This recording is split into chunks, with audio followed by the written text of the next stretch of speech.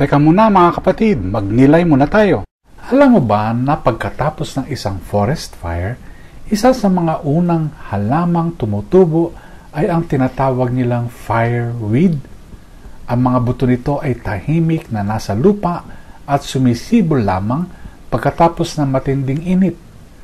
Ang tila pagkawasak ay nagiging pagkakataon para sa bagong buhay. Sa aklat ng Exodus, narinig natin kung paano sinupil ang mga Israelita ng Ehipto.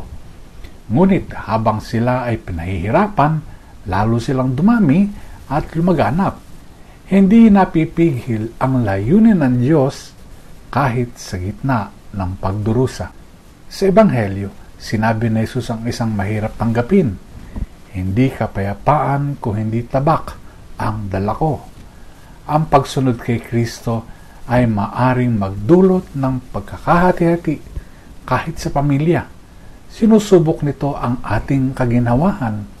Ngunit ang tabak ay hindi karahasan, kung hindi ang piercing truth ng Ebanghelyo na humihingi ng ating choice.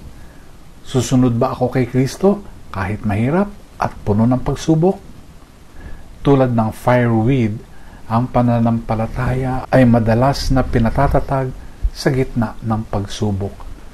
Ang pag-uusig at rejection ay hindi po katapusan, kung hindi ground lamang para sa mas malalim na pagtitiwala sa Diyos. Ngayong araw, itanong natin ang ating sarili, saan ako tinatawag ni Kristo na manatiling tapat? Even when it brings division or struggle, handa ba akong hayaang sumibol ang bagong buhay sa abo ng sakripisyo? Pagnilayan po natin ito.